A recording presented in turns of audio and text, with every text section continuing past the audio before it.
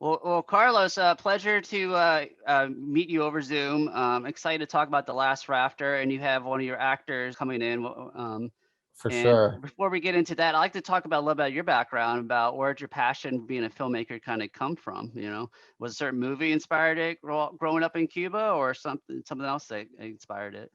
For sure, for sure. Well, first, thank you for having me, and thank you for being here. It's awesome to finally be able to announce that The Last Rafter will be on HBO this summer, which is huge, and we've been eager to get the news out. But Yeah. yeah, we started actually. It kind of all ties up together with the film. We Uh-huh. started in Cuba, kind of in a garage band. Oscar and I playing music with other friends and just Oh, enjoying cool. life. What, And what, what, I used to play drums. What did you play? we both played guitar. Oscar was the Uh-huh. best singer, and then I traveled a lot through instruments. And we used to write Gotcha. songs together. We used to just like hang out and spend time together and be creative together. So that kind of Yeah. gravitated into film. We started one of the first independent production houses in Cuba, which Mhm. means a very, very small, tight knit group of friends making something. And then it grew and grew, and we did like very decent sized projects. And then I came to LA pursuing film. We both went to film school in Havana as well. Oscar actually went to history school, the University of Havana in history for a couple of years, and then we gravitated again in film school. And that history part, it's also very much part of our conversation and our writing now. So it all comes together. So then I came to the US and LA and final work here for a little bit, for a couple of Mhm. years. Met a lot of awesome friends and people that really supported me, and went on to study at AFI. I applied, being one of I think the first Cuban from the island that went to AFI, That's whatever awesome. whatever Yeah. that means. But yeah, no, Mhm. it was a very, very good experience. And then I Mhm. was ready. I did 3 shorts or 5 shorts if you count the visual essays, or like the 35 millimeter films. In the first year, and then thesis and all that. But then we had something that was very special called feature development workshop, where you write. You're not going to shoot it. You don't have the pressure of shooting anything, but you have a mentor there that just gives you advice on writing. So I was writing something else in feature development workshop. Oscar, when they sent me this idea, still like very much of a very raw draft of what became the script.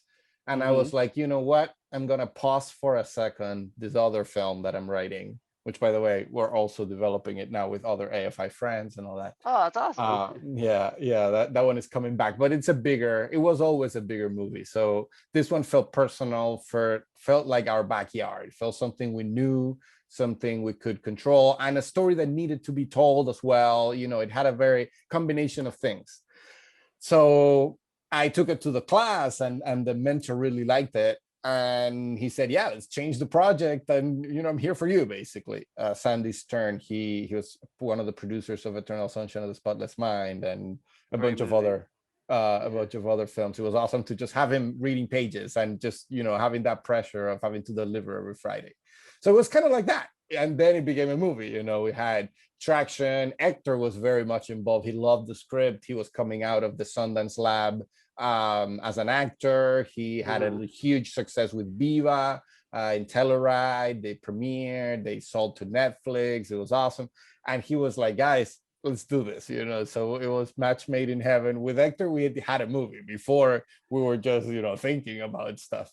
So now we had an actor that had traction and had and then we Yeah. went out to get money, and we had that good story of investors that are coming, and they never really came completely forward. So we started self-financing, like scrapping the money and putting it together, and then we got some That's other really hard to commercial. do. So. Yeah, it's very hard, and we were very naive thinking that we were gonna like do it completely like that, but we got Mhm. lucky and got more commercial work and could like funnel more funds into the film to just finish it in a bootstrap with the help of everybody, the entire Cuban and Cuban American, and not only Yeah. Cuban community came out to help. So it was, and the actors, everybody was giving their A game every day, and not charging anything or charging minimums.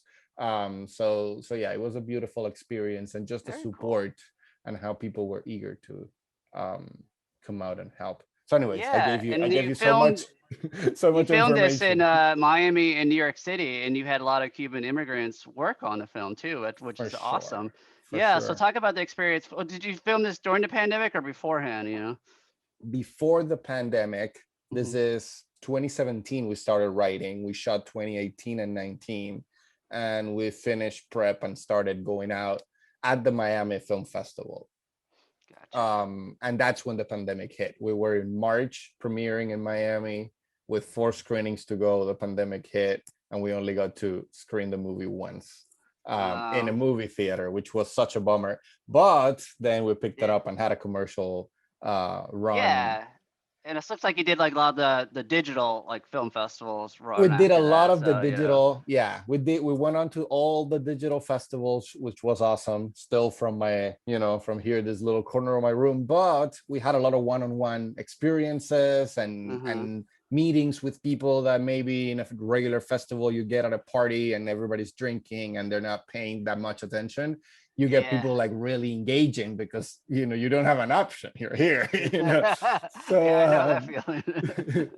so that was great. That was actually great for us. And I think I don't know if we would have gotten to HBO that fast and ourselves without an agent or nobody else in the party, in the Yeah. room, like dragging you to grab somebody's attention if we didn't have this. And also, I'm not going to say it's only the technology or the situation. I think that the people were very open and people were Uh-huh. looking at what can we do to help who's out there, as us, like just our dreams were crumbling basically. and Yeah. and we had people just coming and saying, how can we do to, what can we do to help. So Well, that felt good. That felt really good, and felt that we're not only in that cutthroat industry that everybody just cares about themselves. um yeah. yeah. Okay, well, So it looks like speaking of Hector, he's joining us right now. oh, So that's we'll get the awesome. star. Let's switch the gallery for a second. Perfect. We Yeah, got Hector. Yeah, because I like to get into the story of this too. I mean, obviously the for title kind of sure. explains about it, but yeah, I had no idea it was a 90-mile stretch between Cuba and Florida. I thought it was a lot Hmm. shorter than that. That's a long way to go in just a little raft. Yeah, it is. It is. It looks shorter and easier, but it is Yeah. definitely one. Oh, we got Hector right there. Hector, are Hector, you can there? you hear us? Yeah. I know Zoom's been kind of wacky today, Oh, yeah. but I'm thank gonna you for turn on my joining camera. us. Hey. Hey! It almost looks like you guys are in the same room. Almost. Look at Right. that. We have that Look at like that. decorated You our got look little at that the corners. poster. Well, Last Rafter. Hector, I was talking to Carlos's background about the process of getting this, the creative aspects of this movie and the hardship of getting this made. I like to get your take on it. Yeah. Uh, it was a movie making with a friendship. Sorry for my English. I think it's my first interview in English. Oh, it's all right. Yeah. I will try my best. And like I say, it was a movie who made friends, Uh-huh. and it was a hard work, but and I trust in Carlos and Oscar Ernesto. They I I meet with they in Cuba before I came here in Florida, and I know they know how to make dream come true, and the last Raptor is an example. Yeah. Well, Yeah, let's Linda, talk it's about the beautiful. story itself, and then because you touch on a lot of different themes in this. You got Right. toxic masculinity, homophobia, discrimination, immigration. Let's talk Yeah. about the actual story. And is there any inspiration from actual personal stories yourself into this film? Yeah, no, for sure. More than having all those, which are are real subject matters and themes in the film, and you know, when you just list them, it looks like tag words, but Yeah. but it's like that. It's like we were dealing with a character that has a coming of age process, and in that process is basically dealing with his own demons from the past and what's had happened to his own personal story, and also what is facing and what he's up against once he's in the US and he's here. And then personal story, I think there is a personal fabric in the, you know, in the Cuban experience, in the Cuban immigration experience, that has been really really there's a huge mark of what the whole raft and that symbolism is, and the practicality of it, and we're seeing it today too. So we wanted to talk about that, and wanted to talk about what's the experience once you land here. You know, like the raft is the first scene, and then everything else is the experience in Miami and New York. So that's and there's a lot of our own moments and Hector's own moments and Christina's own moments, and the actors were putting in a lot of their own experiences and their own nuances into the scenes, because we've all gone through those experiences either from one side or another. In Miami, in the Cuban or Cuban American community, you know, you either know somebody that came or just recently came or had that moment, and for Cristina it was beautiful, and for Hector, their chemistry with Chas Mena as well, with Carmen Peláez, with Nestor, who they come together from, like, well, Hector can talk more about that. They come together from acting school. So it really was that bonding that was really beautiful and then hurtful when the movie takes them to a different place. But Yeah, yeah. Hector, I'd like to get your intake on it. Sorry, what? Yeah, about the actors and the story and how they came about. Your relationship with Nestor and Ukusi, and yeah, each of them. Yeah, there I my friend Kusi is an amazing actress and singer. He have a music group with his husband. The name is Afrobeta, and I enjoy her music. And another actor, I'm a friend. Like I said before, it was a movie with a friend, and the history in the movie, it was the same for me when I'm right in Miami. It was a mystery for me, to know the another Cuba, and it was a amazing experience, and it was great to share this history for me in the movie, because I feel like Ernesto in the movie. Is we share a lot of emotion and a lot of experience. It's like a documentary.